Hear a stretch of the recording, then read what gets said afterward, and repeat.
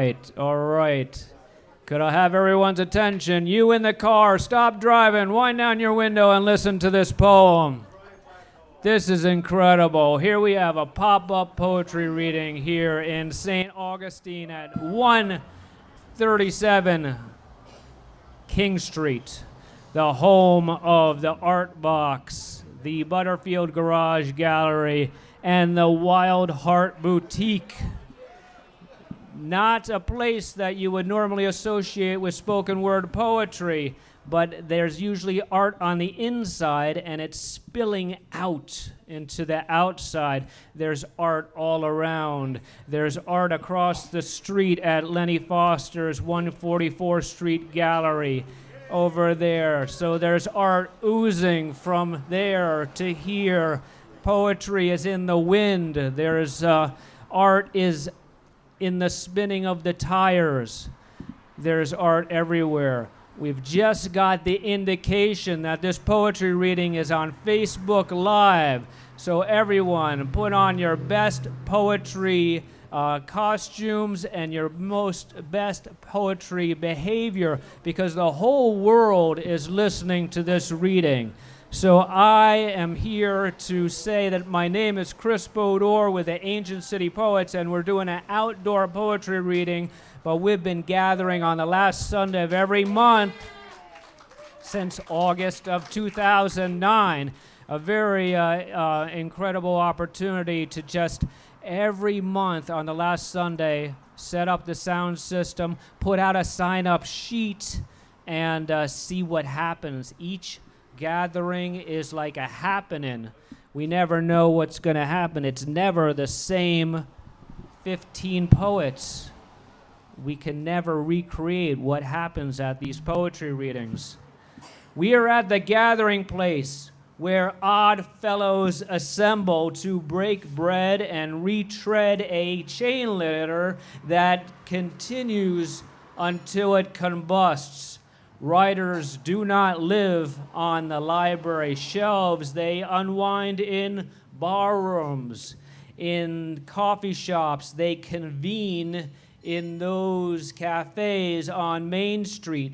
They hold court in cloisters of exposed brick. Evoke the therapeutic power of the pen. Breathe and then speak, and leave the gathering better than the way you felt when you first arrived. Lines on paper, they disappear into the vapor. Eliminate discrimination at the gathering, a place where we can be as one. Thank you. I share my poems with you to warm up the microphone, and then people who arrive later, the fashionably late people, they haven't missed anything important because I read my stuff at the beginning of the reading. When COVID struck, I swore it was the end of the world. Ladies and gentlemen, I've been obsessing about the end of the world forever. Sometimes I say that when you break up, it's the end of the world. People say to me, oh, you broke a shoelace, it's not the end of the world. Yes, you don't understand. In Chris Bodor's life, breaking a shoelace is the end of the world. So when COVID struck, it's the end of the world. So I can only do this. I can share the poem that I have about myself being the last man on earth. The end of the world has come and gone, and in retrospect, I should have seen it coming. It was going to happen eventually, but that final moment, it wasn't as obvious as the post-it notes. It wasn't so clear, but the subtle signs were here. It was the look in your eyes, the words on your lips, in the likeness of the Virgin Mary that appeared in the twisted bark of the oak tree. in sermons from pastors, in those natural disasters, fire, flood, and blood, those were all signs of the apocalypse. The arrival of the horsemen, all four of them, the condominium foreclosures, the department store doors closing, the uneaten restaurant meals decomposing, jobs disappearing, all signs that the end of the world was nearing. And now that the end has happened, flesh cut to the bone, I'm a caretaker with nothing but himself to take care of. I stand alone with a pen in my hand with one question remaining. Who am I writing for? I'm alone in the dead zone. Ladies and gentlemen, I'm the last man on earth. So, thank you. You're always welcome to applaud. In fact, when a new reader comes up to the mic, I encourage the new readers to say their name so we get to put a name with the poem. And then, most importantly, when they're done, let them know that you value their time and give them a little applause. It doesn't have to be a rousing applause unless you feel really inspired to do so. So here's my last poem, guys. I know you've been waiting and waiting for my last poem, so this is it. It's called My Last Poem. My cold oatmeal heart is starting to congeal. If you have a message, will you please reveal? I cannot digest a diet of hurricanes and protests and prison riots. I do my best, and God does the rest. I count my blessings while you start undressing, and with black magic markers, I write words on your back. I plead for protection from a heart attack. Mercy will catch me. Mercy will change me. I admit my transgressions. I admit my intentions. I'm exhaling a final breath. I'm having trouble breathing. I move closer to my death. We kiss each other through a mask, and I have just one more question to ask. But suddenly there's a bomb blast, and this poem is my last. God bless you. So we have a list coming towards me. That's a definite sign that I should get off mic when they hand me the list, because there are 13 people who are like, man, I want my time at the mic.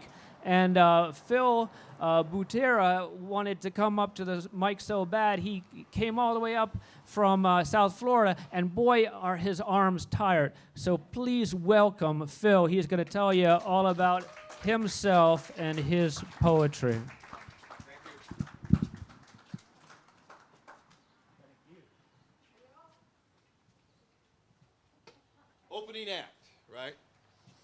My name is Philip Butera, and I'm from West Palm Beach, and I'm here to do two things. I'm a poet and a playwright, and I have written a 3-act play about the artistic process, and we performed it in the Cultural Council of Palm Beach and at some galleries, and we are going to do it here in November, so I'm excited about that.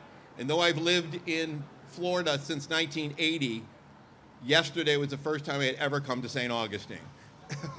And I truly enjoyed it. I was a wanderer. I wandered down the streets, and I was awed. I was like, oh, and this is really a neat place. My first poem is from my play, and it's my homage, really, to poets. It's called Poets Shouldn't Drive Cars. Poets shouldn't drive cars. They should pilot skyrockets, engines spewing words and plumes of metaphors, creating stories about romance and wildness. Poets are explorers above the clouds, their curiosity leading them beyond all that is wondrous into realms where the mysteries of bliss caress all that can be lyrical. And as the fiery sun has no language and dreams have no possessions, poets are oracles, rendering destiny's moods. Their words appear on streams of moonlight, fashioning time with edginess, like Plato intended and Homer excelled at. Poets capture the sky's imagination, writing poems that make the stars sparkle and strangers fall in love with art. Thank you. More. My second poem is also from my play, and it's called I Gamble with Priests. Across the harbor at a tavern, red and blue neon lights are visible. I gamble with priests there. They take my money and bless my soul. The priests say I am vulnerable because there are no prayers for what I want. My black dog and I study art together. I read Poe, he examines statues.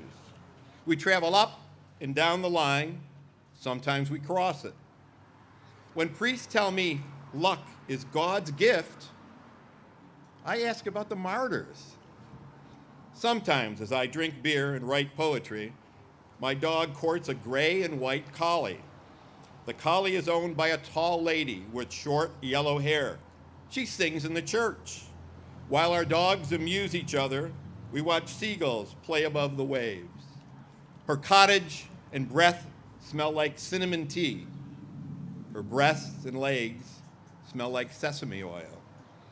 She told me she once painted cabins in harvest fields against snow-capped mountains. And she always seemed to be available when God was nowhere to be found. The lady took our dogs to live with her in a small beach town in Ontario. I miss laying in her small bed under the white sheets, which were dried by the sea breezes. The bar where I drink beer is still visited by priests who ask more of me than I can give. And when I get home, a ginger and white cat cannot be seen. Dogs greet you. Cats, they are skeptical.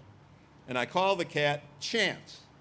Since her eyes reveal, she is determining whether or not to give me away. Thank you, everybody. And I hope to see you all again. I will be back. Thank you.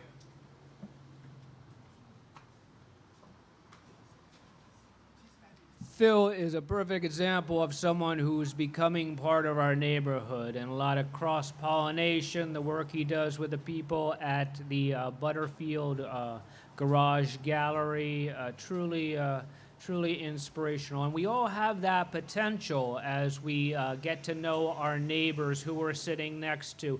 We have poets sitting next to painters. We have business people sitting next to graphic designers, and there's a lot of many disciplines that will be able to break bread at this gathering today. Mr. David Pitts is a longtime fixture of the Ancient City Poets Open Mic. Ladies and gentlemen, please welcome Mr. Pitts to the microphone.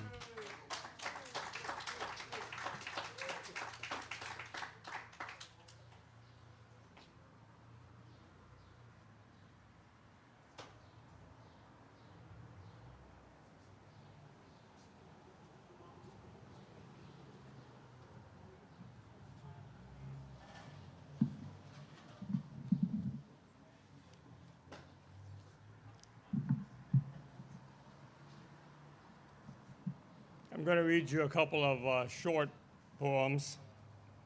The first one was inspired by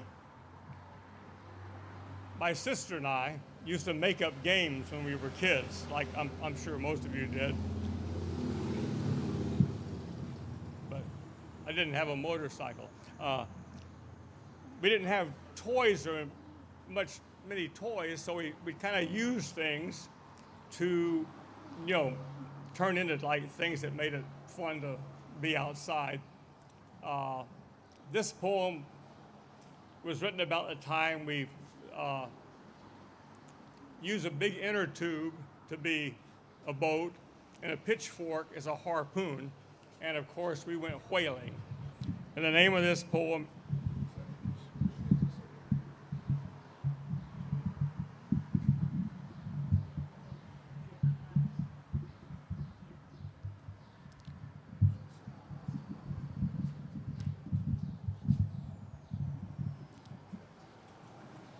Is that better?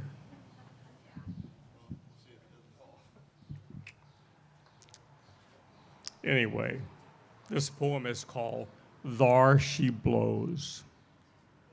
High in the branches of a chinaberry tree, aloft in Pequod's crow's nest, I scanned the horizon for the telltale spout, searched the backyard dirt for Moby Dick.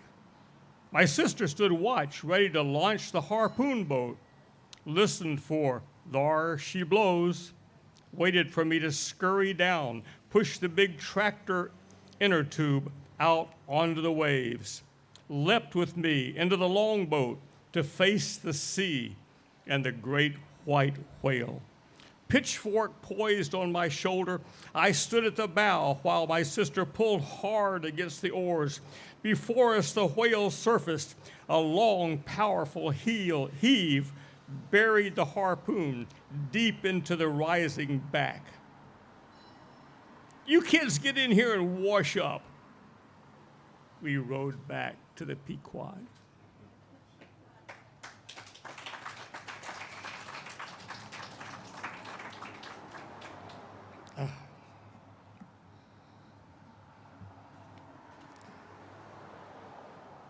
This one's called Saving Grace. I'm not sure why, but that's what it's called. I wrote this for Joyce. In the movies, the girl always falls and sprains her ankle, looks up from her shredded in just the right places blouse. I can't go on. I can't. At the top of the hill, he stops, turns toward her. Will he go back or run for his life? Joyce wanted to be saved, and Harry Christian was right there to save her. He married her while I was off at school reading her love letters. Harry rescued her, spared her the broken promises of this fugitive who wasn't coming back.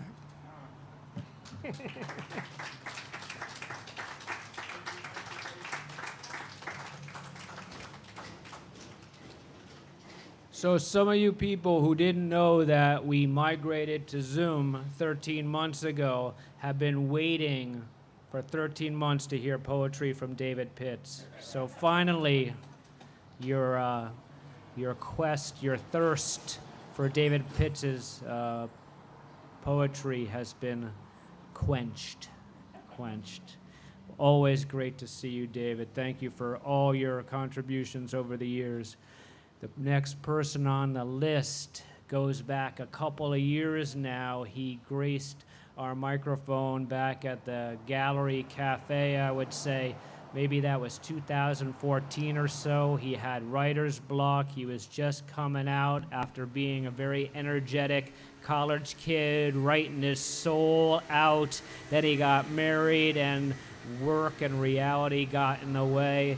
But the poetry bug and the urge to create was gnawing at him like a bug, just gnawing at him like maybe like a mouse would gnaw. And suddenly he couldn't take the gnawing anymore. Ladies and gentlemen, Robert Waldner.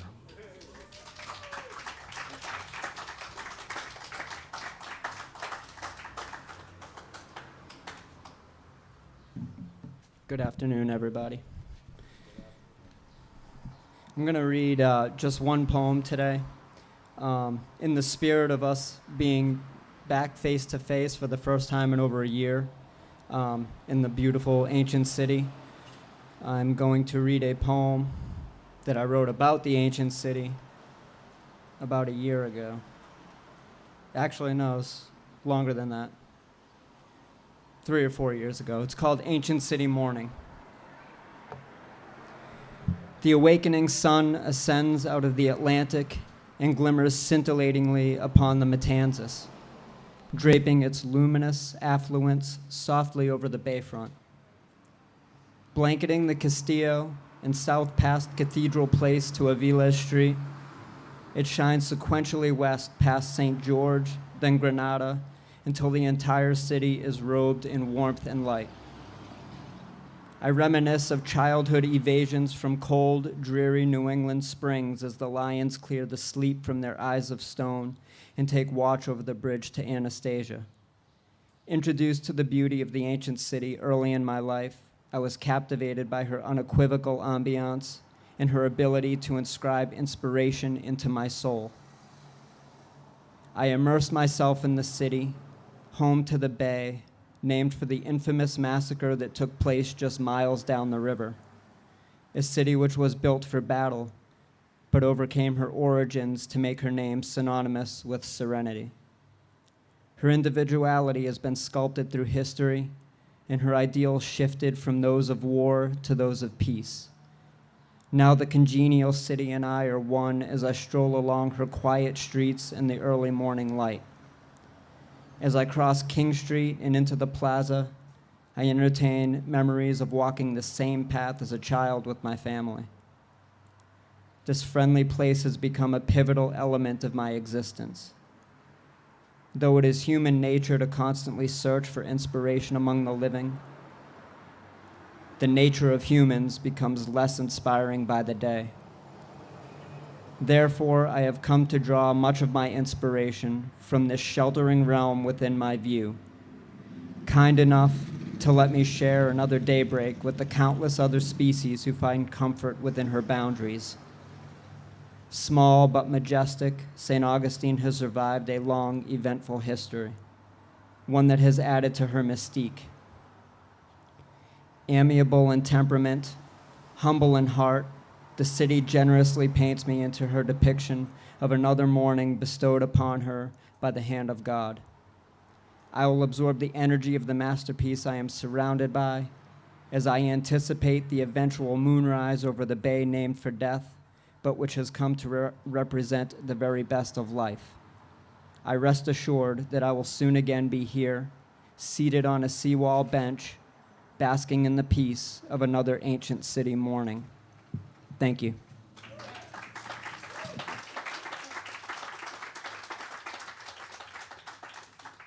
a round of applause for Robert Waldner. The impressive thing about Robert is he's a behind-the-scenes guy. He has been involved with the facilitating of a lot of the open mics. Don't for a second think that this is the Chris Bodor show that's been going on for the last 11 years. It's a group of people who all contribute and they all play their own part. They all lend their own talents. And one of Robert's talents is to come up to the mic and introduce people. And he also will write for like Old City Life before they folded and St. Augustine Social, but he got a journalism career underneath him as well too. So he's in the right place. Now the next person on our list is an inductee, a new member of the Ancient City Poets. So some people are wondering, like, how do you do that? How do you become a new inductee into this Ancient City Poets group? We're not a society. I wondered why people would refer to us as a society, but then I remembered, okay, Dead Poets Society, a movie with Robin Williams, who was originally Mork from Mork and Mindy, and then he went on to acclaim fame and was in the movie Mrs. Doubtfire. But that's where that society came from. So we're the Ancient City Poets, so we have a very strict echelon, a way that you become inducted into the order. What you do is, number one, you put your name on the sign-up sheet, and then you come up to the microphone and you read your poem, and then you become a member of the Ancient City Poets. So, ladies and gentlemen, please welcome Colleen. She's going to tell you all about herself and share some of her poetry with you.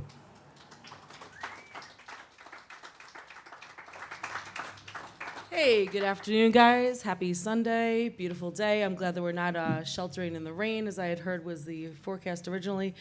I was happy enough to be introduced to these guys pretty recently. The Ancient City Poets group. I had been part of sort of semi-regular or regular literary circles going back to college and days growing up in New York City. And some of it was a little bit more competitive, i.e. slam style stuff, New Yorkin Cafe. But in any case, this to me is a very welcoming group. I can already tell.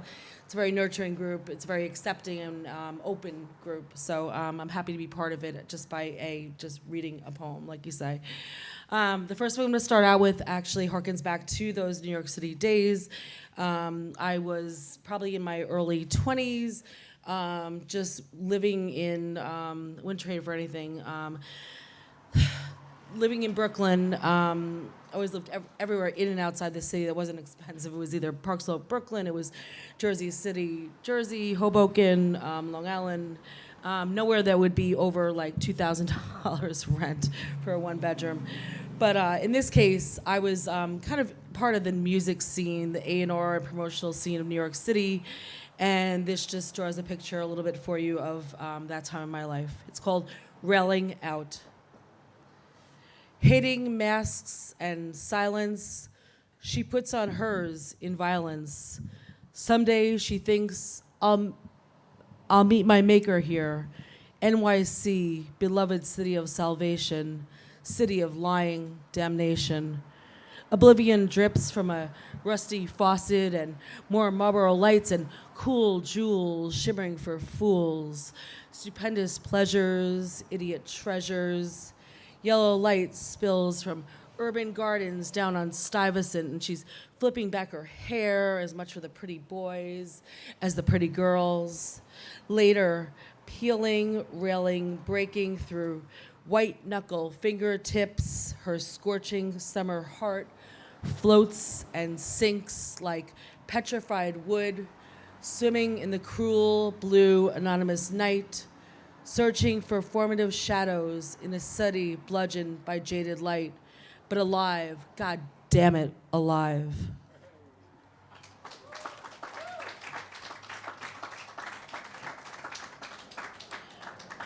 And the next and last one I'll read for you is called You Make Me. You make me believe in swirling spiny starfish and placid azure velvet waters, bubbling with languorous serenity, drunk with the nectar of life. In splices of crystalline sunset, casting long-drawn, slanted smiles, long after the sun has turned her graceful head and gone begrudgingly to bed. You make me believe in willows that don't weep, but whoosh and whisper the wonders of the world. With you, I always see oysters as hallowed pearls. In the spitting fire of the phoenix, a cobra slipping from the flaming pyre and soft-spewed vacuum ashes to stand erect and proud and reign. Somewhere a king and queen sip pink champagne. You make me believe in culling and cooing crows and brave eagles that take flight and alight through the black clay universe. In Shakespearean castles, piercing the sky with dream towers of smooth, cool stone, I see you there, waiting for me, above the ragged, raging drifts of the bloated Piranha Sea. You make me believe in the cheetah who stalks unafraid the savage hothouse savannah, then returns to the nest to nurture and suckle the sweet one at her breast. In black fire and gold lava, a volcano of feeling we share in these feather kisses and deep embraces. Ghosts of all time and space come back to claim our faded place. You make me believe in every childhood reverie, every bubblegum fantasy, and dreams I haven't even dreamt yet, waiting like a flag at half-mast for the wind to ripple and unfold my soul. You make me believe in beauty and purity. Sweetheart, you make me believe in eternity. Thank you.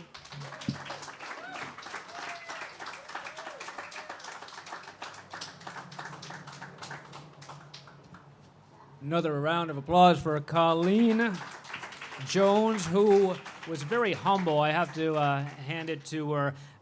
Colleen is the author of the St. Augustine Record article that put us on the front page of last Saturday's paper. So how many times do you see a poet on the front cover of your local paper? And the reason why that happened was because Colleen felt inspired as a poet herself, and she really dug deep and challenged us and really put together an impressive piece, and her bosses said, this needs to be front page news. So all the murders and stuff that was going on were put to the back page because poetry was going to be on the front page. So thank you to Colleen.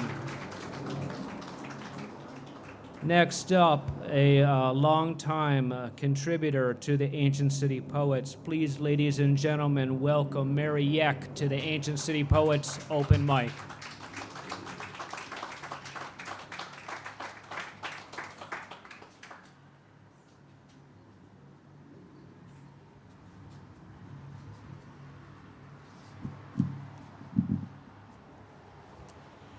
It's so nice to be here again and to see real live people.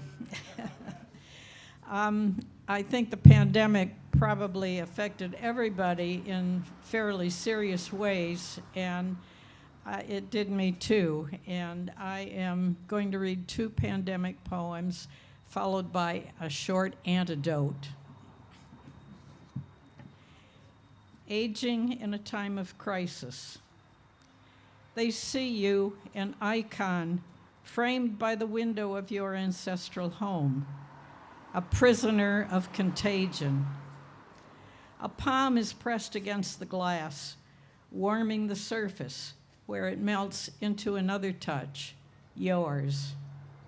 Heat moving from hand to hand, a barrier in so many separations.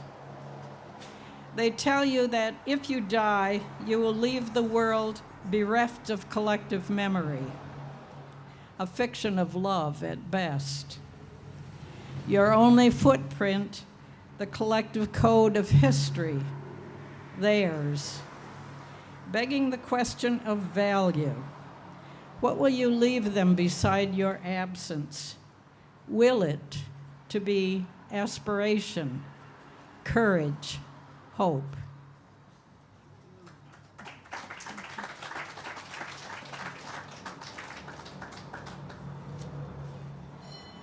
And the second poem is called Plague Ward.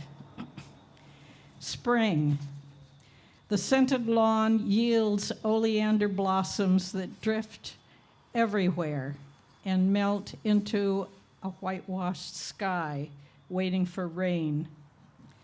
In the sick wards, alive with tubes and wires that beep and ping, of engines pumping life, are ghosts in masks and gloves, tending inert bodies.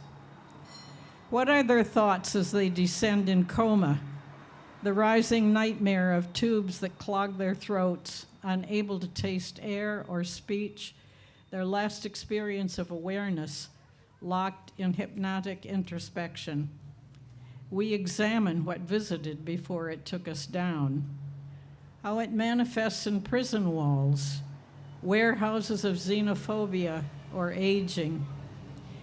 In the streets, the homeless with their shopping carts attempt to salvage elements of a waning past. In the wards, the dying wait and wait for threads of light and hands that knit together a stronger fabric, enclosing, protecting those we love and those we strive to love today and tomorrow. Thank you.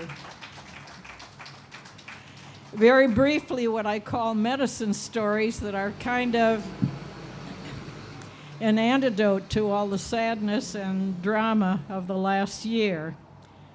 The first one is called Skateboard. My neighbor's daughter, 9 years of growth plates, elbows, knees, ankles, on her chartreuse skateboard speeds along the curb. Wheels fluorescing, strike on concrete. a disturbance in the field force. Her face, a light, transcendent. The future rests on her trajectory. May clear vision, a sense of justice, joy, invest her days with meaning. And the last one is Portrait of a Dog Walking a Man. A brindle comet on 4 legs, she streaks across our sky, leaving her name in smoke. Pearly, here, girl. But she has a target chosen by fate, the hour of the day, a neighbor always with treats in hand. Like a comet, she pulls away from her lead, sparks flying, and the neighbor sprawled beneath her, both laughing, and it echoes through the universe. Thank you.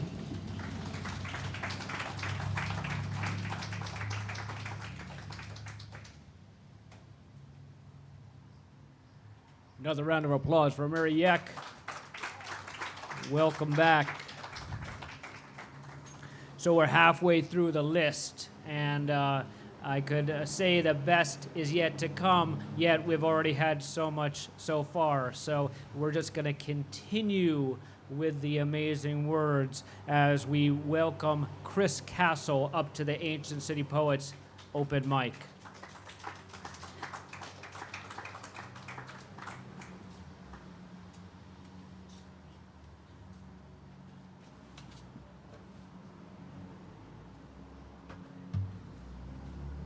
You know how I hate to have that between me and the people listening.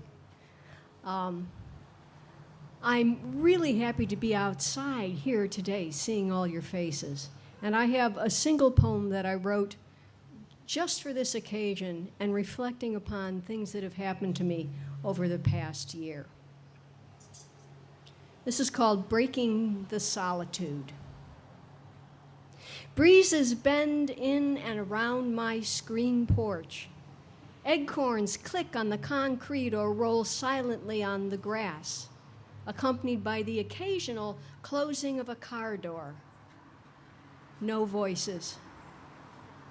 I will sing words into this silence, standing here on my screen porch alone with my guitar. Stories of love and despair, ballads of war and healing, songs of response and humor, loudly but distanced from others.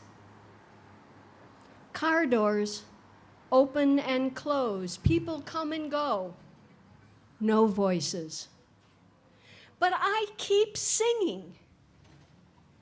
A single squirrel gathers for winter at the base of the tree that shades my porch.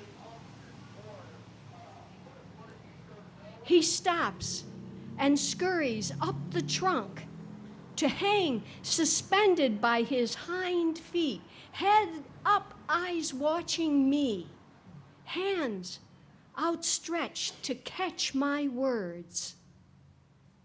Even in the loneliness and loneliest of moments, someone will hear you.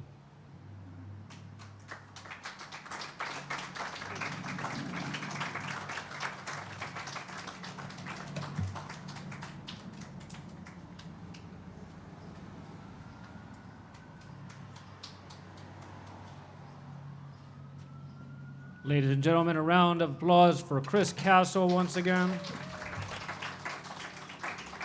Chris is always impressive, just the way that she adds musical and intonation into her voice. Truly a very gifted performer, as we all are, of course.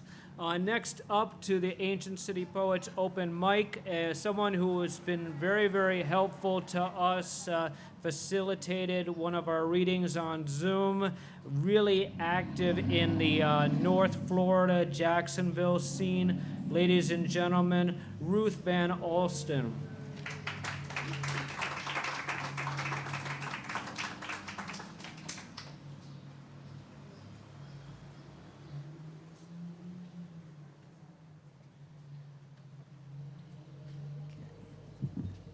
Thank you, Chris. I decided I'm going to read one of my poems from my book that I put out just especially for National Poetry Month. It's a 100-copy, limited edition, numbered volume. It's an ekphrastic poem of a piece of artwork that I made with my son, and it's actually a window, and we built the frame together. The artwork was inspired by a thought that I had of looking out my window to a garden, and I was thinking about my son or a child that you might see playing in a garden in the backyard, and just those memories of being a mother, watching your child in the backyard, and then creating this window frame with my son. The poem is called Wings. Forehead pressed to pain, sweet rose-scented breeze, brilliant ruby tones meld, shimmer, a summer's day. Blossoms ripe to bloom, sparrow on the wing, monarch transforms, unfettered, flies free. Thank you. And now I'd like to share with you a poem. I'm president of North Florida Poetry Hub, which is a local chapter of the Florida State Poets Association. And on that website, northfloridapoetryhub.org, we have a page that's Poem a Day for National Poetry Month. And if you go to that page, you're more than free to post your own poem. You can send me contact me through there. One person by the name of Drea submitted this poem, and it moved me so much. And I hope I can do it justice, but I wanted to share that poem with everyone today. My breathing, a weapon. My first language was repression. My father banned the Portuguese from língua de minha mãe to set sail the empired seas for the white man's navy. Miname, a foreign woman from the first country to invent racism, now in WASP country, where here she was not white, only allowed to speak what she didn't know, but her blood did. My black pay desperate to be, or be free from the color of my mother's and his father's ancestry. My white mother, a woman, under his patriarchy. I bloomed broken as her English nursed in silence. My first language, a kind of colonized Portuguese, American Creole, the unsaid, every other word, subversion. My first language, subversive.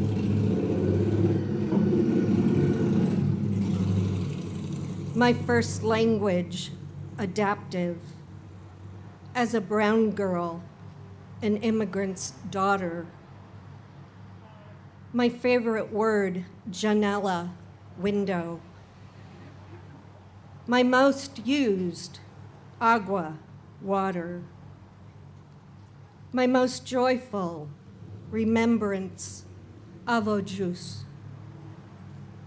Great-grandmother, Jew, whose soft ash-black, paper-brown hands smelled like sodadas, a longing the Alzheimer's couldn't forget. When you learn a language late or broken, you learn it as an accessory, a tool, a weapon. When you learn it whole with the afterbirth, you learn it like these are your own thoughts, your own breathing.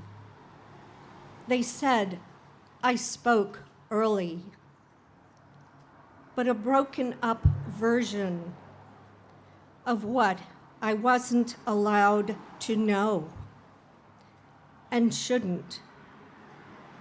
And so there are things in this country that will never translate, like the way you believe power is power. By Drea. Thank you.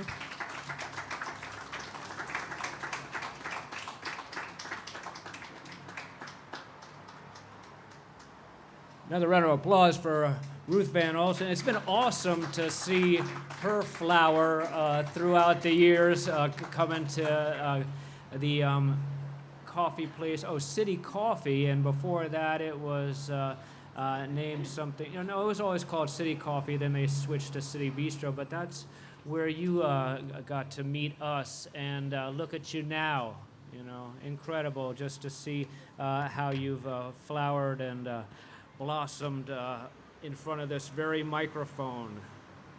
The next gentleman who I would like to call up, number 9 on the sign-up sheet,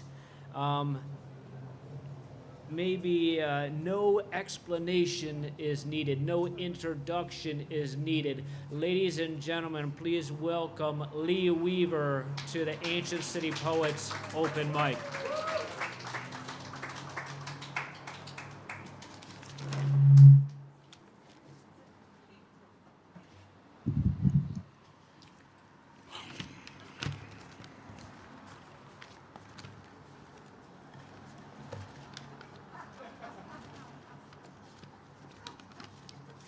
I'm not a poet, and most of you know it. I'm a playwright and an actor, and I've got a gallery now for my art that I'll tell you about if you're interested when we're done here. I read to you a poem a couple of years ago, maybe a year ago, about an African-American boy who was my classmate, and an experience with him in 7th grade. In church, we all admired the captain of the ushers, who was our 7th grade teacher, and his first name was Lee, as is my first name. And when he marched down the aisle with the ushers, he led them. They were all in lockstep, not sauntering in casually. They walked in, they marched in, and he was always dressed the best. He always had on a suit, never a sport coat, always a tie with always a white shirt that just seemed to glow, that was whiter than white. My favorite teacher, homeroom teacher, an English teacher in 7th grade, and one day he came into the classroom, and the fellas there, Bobby and Dickie and Vaughn and Robert and Jimmy and Archie and I were messing around, throwing erasers and just raising hell, and he walked in and he shot the room a glance like that, and he looked at all of us. He said, "Archie, in the hall." And Archie, my 7th grade classmate, the only black boy in the school, went into the hall, where he remained there for about a minute and a half with my favorite teacher, with his shirts whiter than white. And when Archie came back in, the whites of his eyes were pink and streaming tears down his cheeks, and there were visible lines like this across his face, where my favorite teacher had taken his key ring and whipped it across his face like that. My favorite teacher whiter than white. Archie plays a part in my reminiscing in a new play that I've written that is called The Last Call, and I believe it'll go on the boards in July or August. And I do some further reminiscing about Archie in this play about the character, my character, who is standing for the governor's chair of the state of Florida. And I would reference Archie again in this poem for you. It's called Headlocked. Headlocked.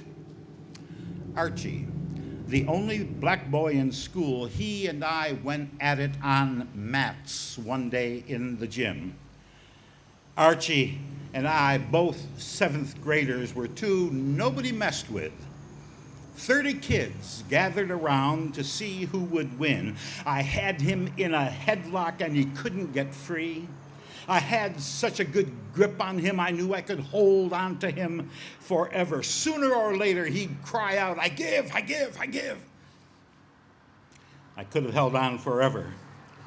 But his body odor was so bad, strong, awful, awful strong. I couldn't take it, and I let him go.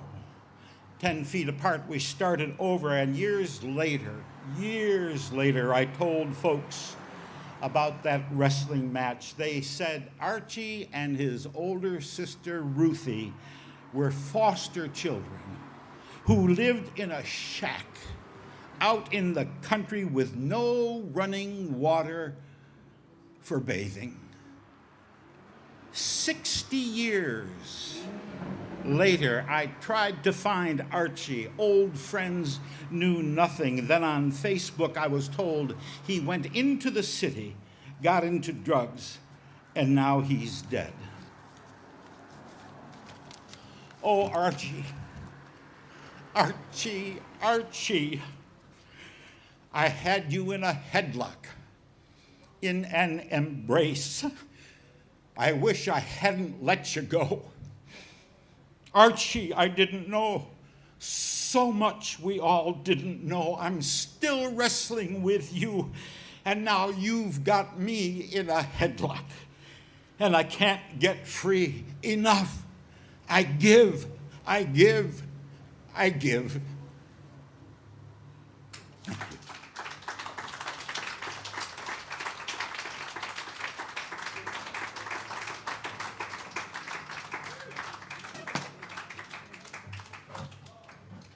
Ladies and gentlemen, another round of applause for Mr. Lee Weaver.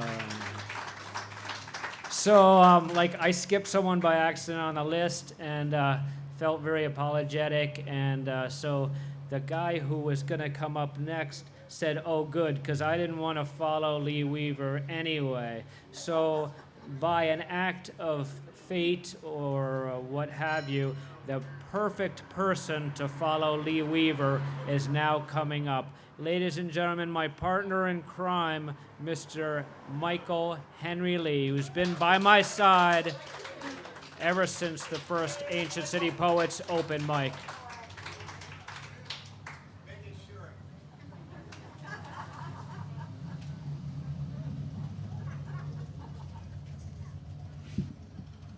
It's good to see everybody. Michael Henry Lee, Japanese. A lot of you know me. Japanese poetry stylist, primarily working in the genre of haiku and senryu. So I'll read these poems and then I'll read them again, which is typical for that style of poetry. Zen Garden, the urge to remove a stone. Zen Garden, the urge to remove a stone. April rain, being grateful as best you can. I should have brought my bike week poems, because I've got a bunch of them. They're very colorful, though. I don't, it would be the right audience. April rain, being grateful as best you can. Zen retreat, expecting more for the money. Zen retreat, expecting more for the money. Tai Chi, an invisible thread suspends the spider. Tai Chi, an invisible thread suspends the spider. Buddhist wedding, knowing full well it wouldn't last. Buddhist wedding, knowing full well it wouldn't last. Peace and love, everybody. Glad to see you again. Lee, I think you'll have your mask up here. Your mask.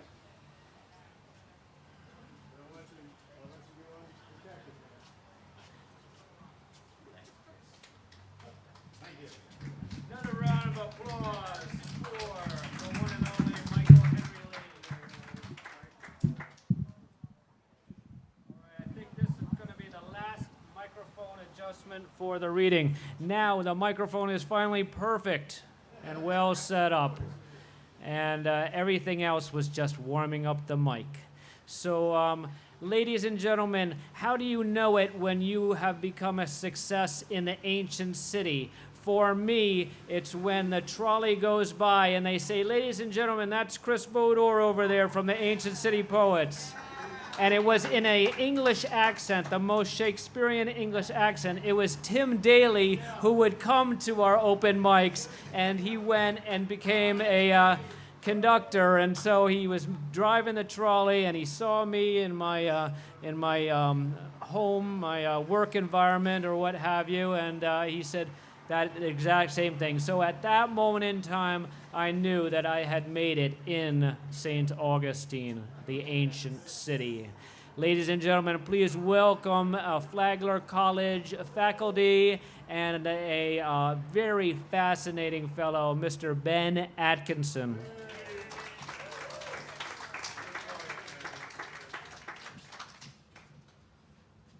It feels weird to come out of hiding. I've basically been in quarantine for about a year, and with the exception of meeting my faculty the other day, I'm a science professor. A couple of nights ago, we got together for the first time, and I was so overwhelmed just to be in public again. So I'm glad I got that out of the way before this.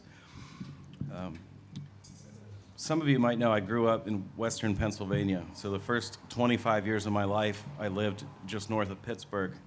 And that's where this long prose poem takes place 30 years ago. It's called A Wild Turkey Trip. 4 a.m. is too early to rise and truly shine when you're just a kid.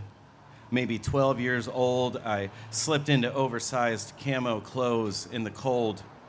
Damp basement surrounded by cluttered shelves, piles of hunting gear, essence of dad.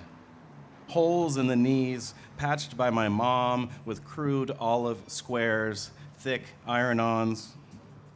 Pulled on electric wool socks, complete with wires leading to tiny pockets powered by 9-volt batteries.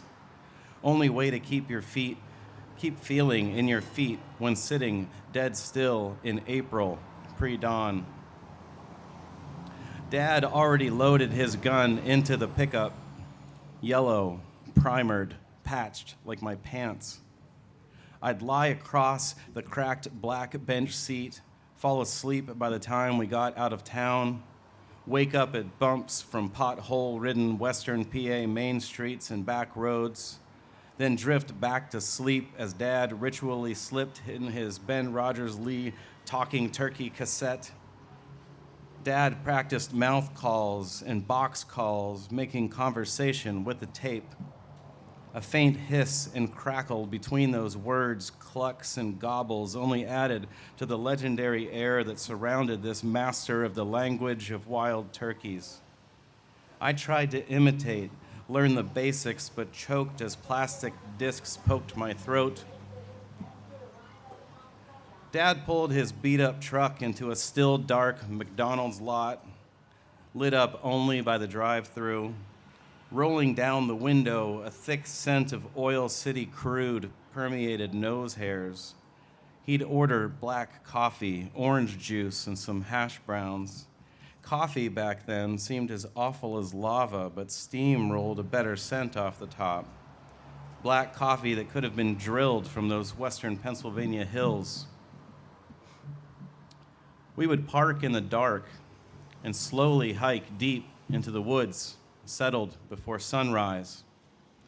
Walking as silent as a boy can, literally following in footsteps, avoiding twigs and trips. It's tough to match stride when short. Sitting dead still in pre-dawn spring, cold ground, chilly wind settles in bones. I'd fall asleep, dreaming of my bunk bed and a soft pillow. As the sun came up, my father began his clucks, calls of a ready hen. Dad's goal, to lure a lusty gobbler into close range of his 12-gauge. This ritual brought me out of my chilly slumber, eyes slowly opened. One hasn't slept until they've dreamed in cold woods leaning against a tree. The gobbler's urge to procreate is greater than his sense of caution. As leaves began to rustle close enough to see motion, my pulse quickens. Hot breath fogged my glasses beneath a green mesh mosquito net. Cold frames rested on chipmunk cheeks. I was trained to sit totally motionless. My dad knew to raise his sights before the turkey could see him and wait. A tom broke into our clearing. Dad pulled the trigger.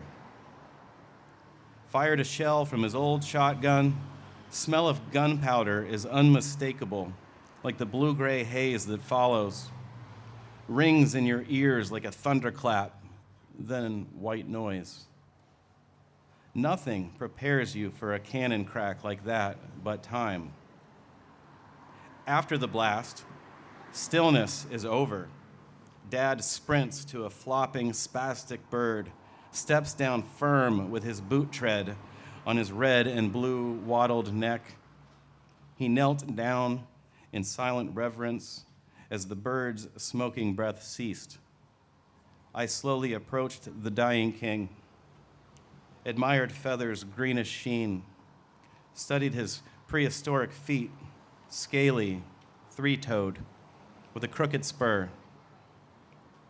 My dad would save those too, salted and locked in stockades. Stroking the turkey's long beard, I wondered if I'd ever grow one of my own. Thank you. Oh, I have books if you want.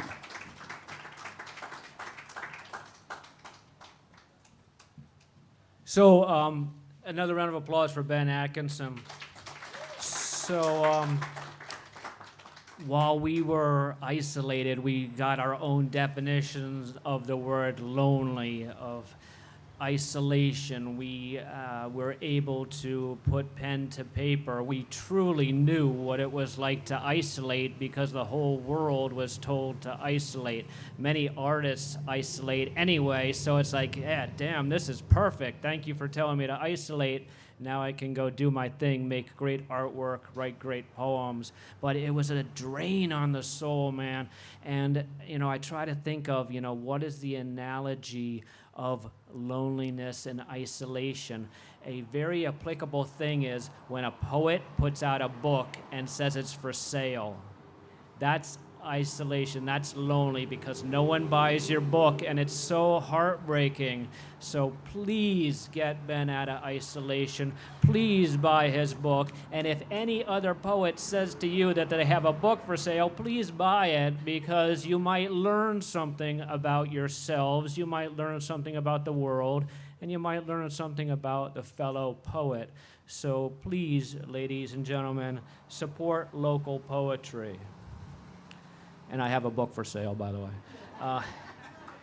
Next on the list is someone who goes way back with us to, I think, the West King Street scene when we were at Gifts for Living, that gift store. They were closed on Sunday. They would open up especially for us and our poetry readings. Ladies and gentlemen, please welcome Beverly Kessler.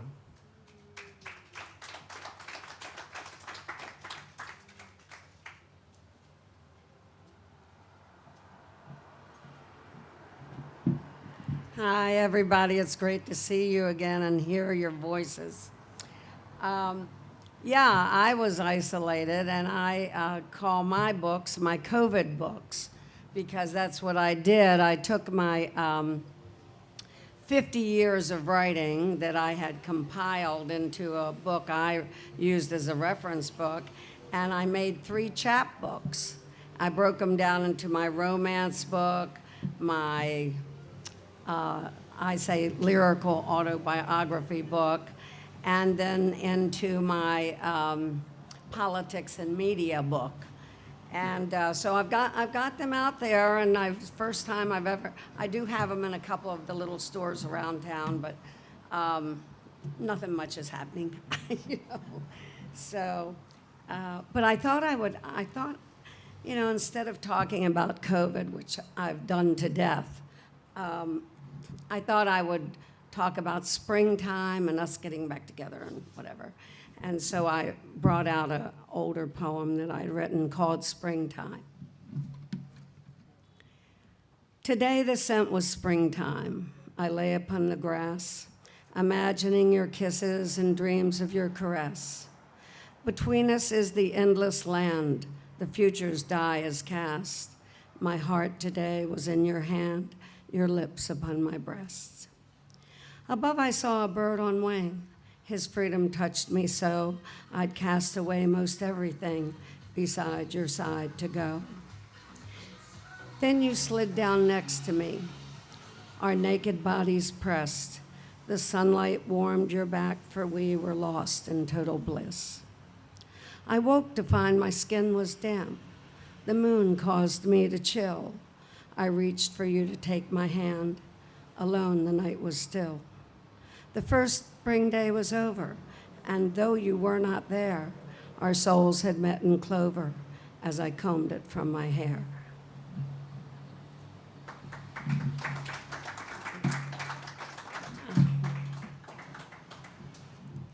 Is this making a feedback thing? I have another one here that's along those lines.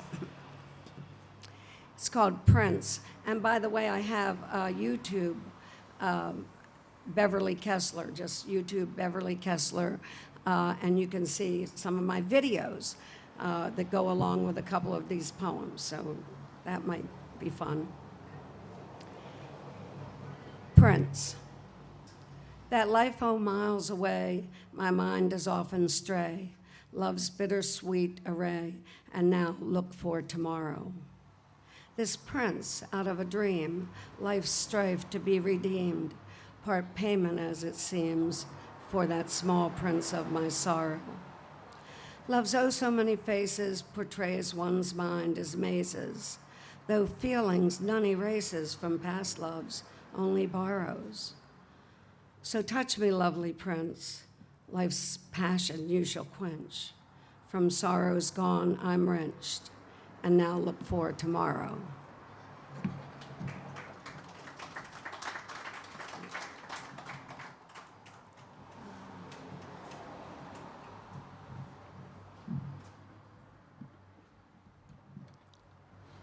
This will be my last one. Moonlight. Moonlight lit the room, our flesh blended warm and tender. Deeply felt were kisses, as desire led to surrender. The love that scorched his heart engraved a scar remaining, yet feelings felt between us were too strong to risk refraining. What I had been before, touched by love's caress, it truly did not penetrate with such tenderness. For now arrived at living, and love fits into place with no more fear of giving it or looking in its face. Time seems insignificant, these moments spent apart. Expressions of my love for him have cast him a new heart.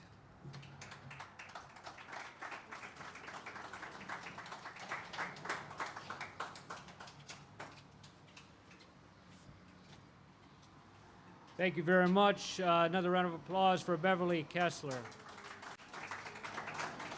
We're starting to wind down here as we get to the last innings here of the Ancient City Poet Open Mic. 3 more people on the list, and incredible amount of talent so far, and it's just going to continue.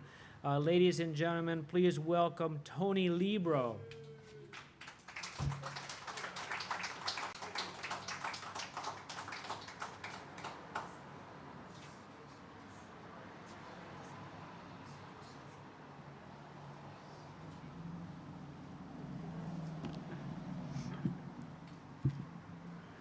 Hi, everybody.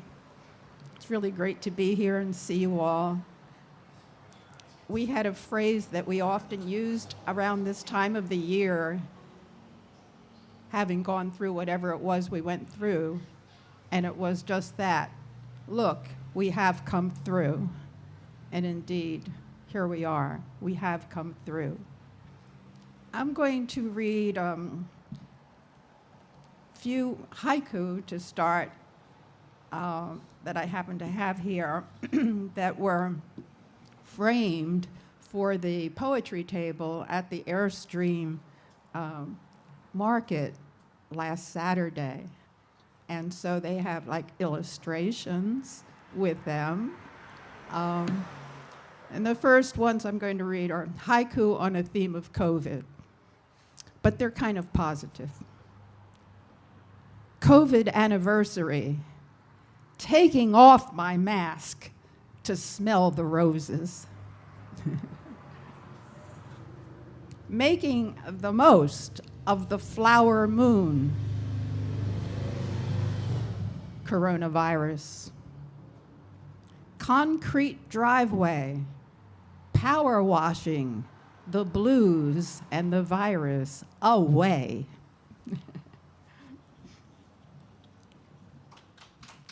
Thank you. And here are haiku on a theme of spring. This first one is appearing right now at the Jacksonville Riverwalk, where some of our haiku are put along the fence. And here it is for you. April wind, the bird bath overflows with cherry blossoms.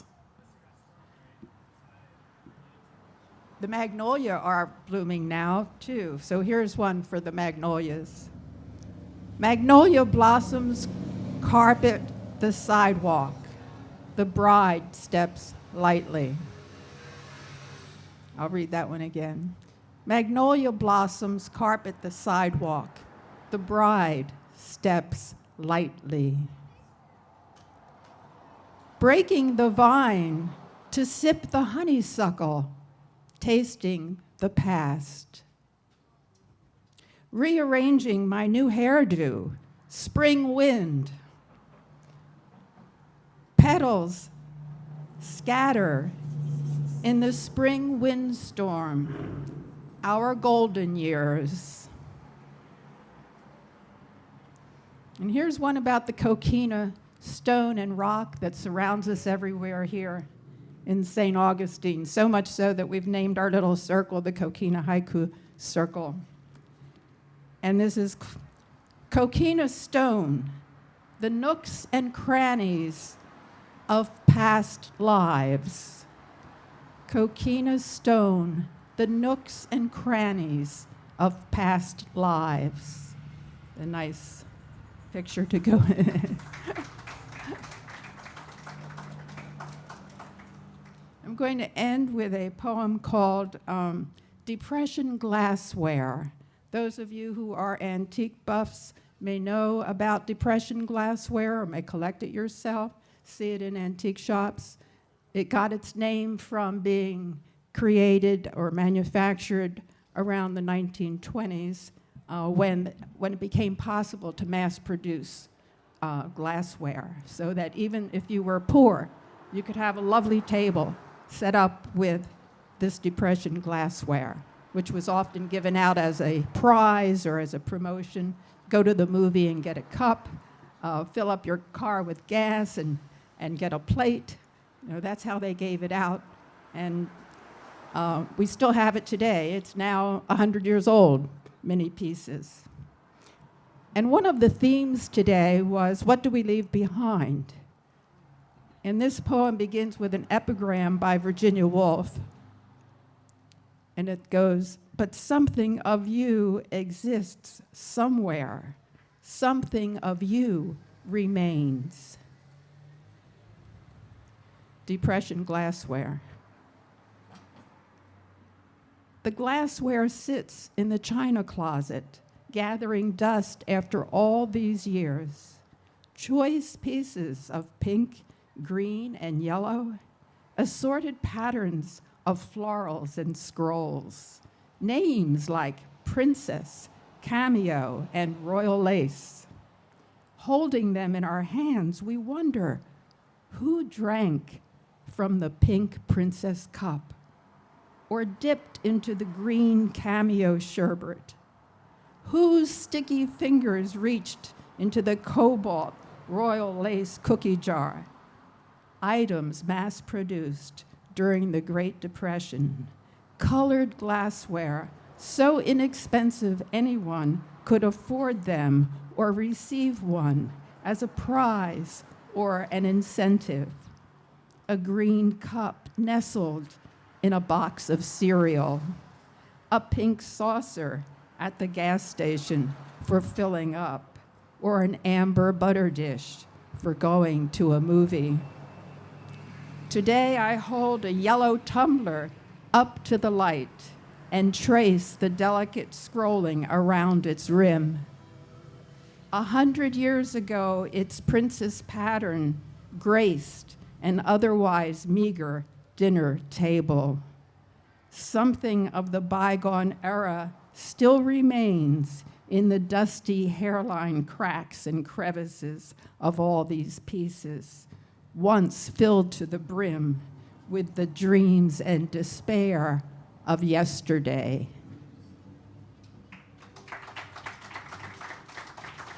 Thank you. Thank you. My name is Antoinette Libro. Many call me Toni. Thank you.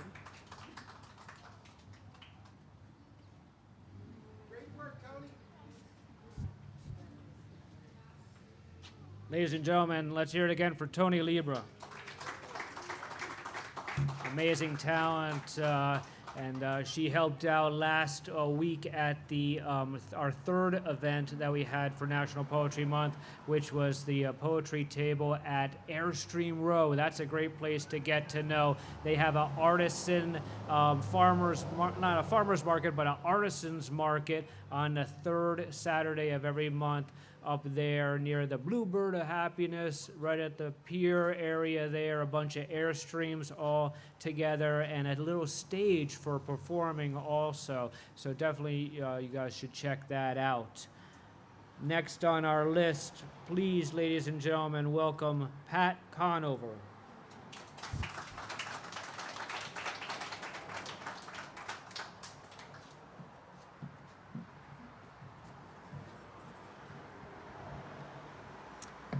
Isn't it great to be outside and to be together again? It's just wonderful. I have a poem about March, which is Women's Month. It's now April, but it works. It's called Woman's Song. Days of thunder and unnatural rhythms, nights of old knowing, glimpses of firelight at the corners of awareness. From the outer edges of inner vision, with the tiniest glimpse of suppressed smiles at the remembered heart song. Wisdom of foremothers cannot be lost. We carry grandmother in our womb, as she carried hers and hers.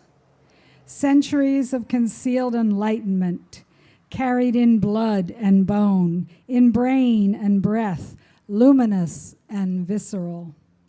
Awakening creeps slowly from memory. Spirit woman steals forth from shadows and re-inhabits my soul.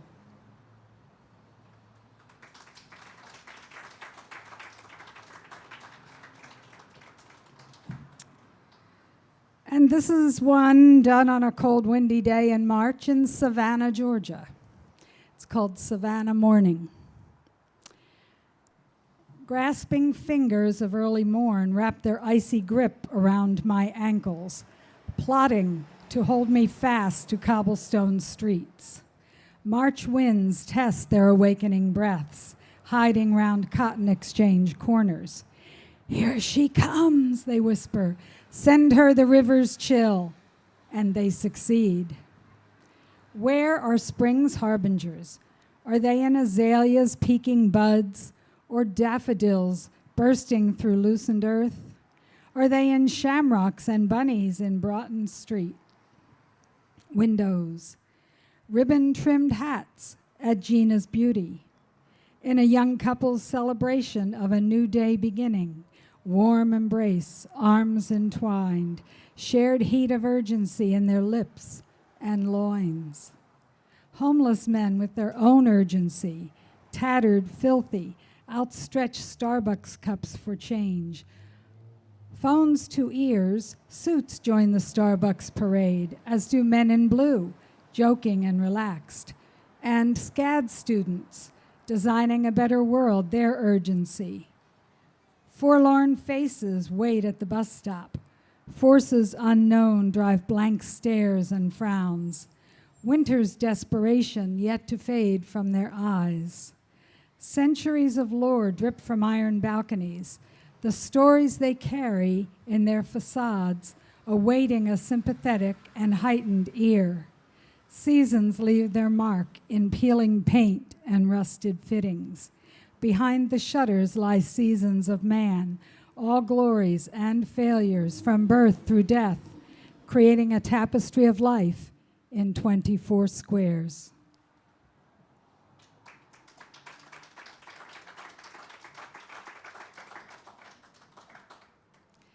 And one last short one called The Earth Still Turns.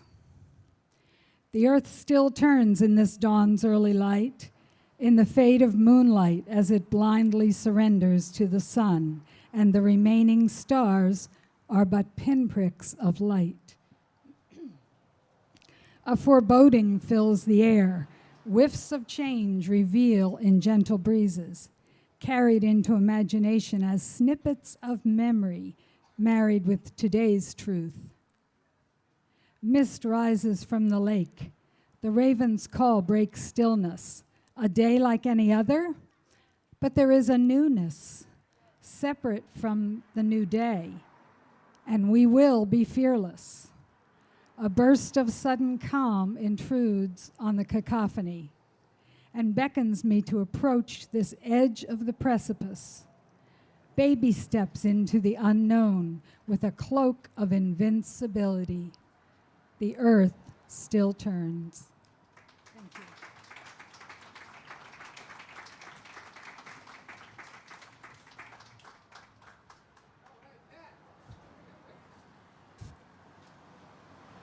Another round of applause for Pat Konover. Always grateful for the people who come up to these mics. We inducted Colleen as a new Ancient City poet. And is there anyone here who's never been to a poetry reading? Oh my goodness, well, thank you so much. I've done my job correctly because National Poetry Month is this month. And my mission, my goal, I was empowered to invite people to poetry readings. People driving by the street, that's why this open mic is so ideal. It popped up, and people who never knew about poetry readings were suddenly exposed to them, kind of like forced on them while they were going about their own business. So we are in the community on the last Sunday of every month. Years ago, when we started this up in August of 2009, I used to jump on the mic and say we're like Brigadoon, you know? We suddenly appear, then we disappear. Then a month later, on the last Sunday of the month, we appear. But now the term is pop-up, just like Ancient City Brunch Bar isn't usually set up here Kessler, but they popped up and they appeared. Their normal coffee shop is down on St. George Street across from Trinity Parish, that church on the corner, and they popped up and they presented themselves. And so let's give them a round of applause for being here. Whether they like poetry or not, they certainly got an earful today. So thank you to the people who are at their very first poetry reading, and thank you for the long-timers who have come back. Before I bring up the last poet on the list and then land the airplane, also known as the poetry reading, Kathy from St. John's Cultural Council was our special guest. The Cultural Council made all this possible. What I mean by that is National Poetry Month goes on every year across the nation. Whether St. Johns County recognizes it or not, it goes on across the nation. So the St. John's Cultural Council approached me in October and said, how can we help the Ancient City poets? And I said, give us a leg up on National Poetry Month. And sure enough, all this bandwagon, all this extra attention, 3 more events than the usual happened in April, thanks to the St. John's Cultural Council. So please send your best regards to the Cultural Council when you see them again. Fill out any mailing list that Kathy has asked you to fill out. It's all for good because you get to be a part of this very great thing that our government gives us. This is our local government in action. You can say what you want about government, but they have helped us out today. So, you know, appreciate that. Okay? So, very next reader, the last reader on our list is Annie Kiyonaga. Please welcome her.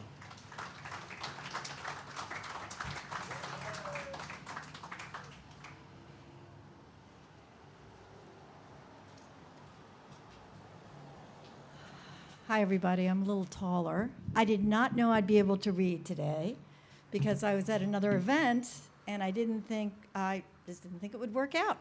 And the last name is Kiyonaga. Chris has a little trouble with that. It is Japanese, but it's very phonetic, Kiyonaga. I think it's easy, you know. So I decided to read, this first poem is really honoring Poetry Month. It's called Poetry Serves All of Life. I wrote it a few years ago. I just ran into it.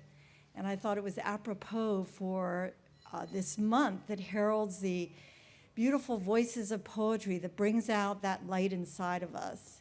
Poetry has that uncanny ability, like we saw in the haikus and the other poetry, to elicit a response from deep within. It can also be humorous. It can be many, many things. So hopefully you can hear me. Okay, here we go.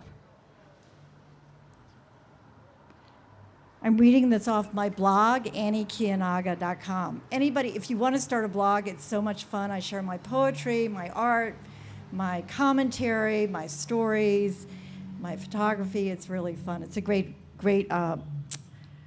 area to express. Poetry serves all of life. Poetry serves all of life, from shadowed realms where stones seek refuge in fern and dusk, to the nightingale trilling a lonely song, from star emanating a distant farewell, to rising sun dispelling desperate hours, from newborn hope and sweet scent, to longtime friend whose affection has withstood the test of time, from love gone wrong to love gone right, from ports in the storm now eroded and damaged, to the sanctuary each new day can bring. Poetry serves it all. No corner, no dark teeming space, no aqua lit up sky fragrant with filigreed clouds, nor underground pool of stalactite wonder, no emotional tumult, nor deepest calm and steadiness, nor cruelest of criticisms, nor greatest of compassion, neither the height of human aspiration nor the despair of faithless moments can hide from poetry's gaze. For you see, the heart needs to speak of nuance and beauty, of shadow and light, of the flying bird and the scampering frog, of the etched sacred human face, and of divinity made evident in the seasons, in time herself, in it all. So, let your poet self speak. Call forth the dewdrop hidden in the weeds, the fearless ant lumbering with great leaf, the sacredness that twinkles in each space and time, in each space and time, in each space and time. Let your poet self speak. Thank you very much.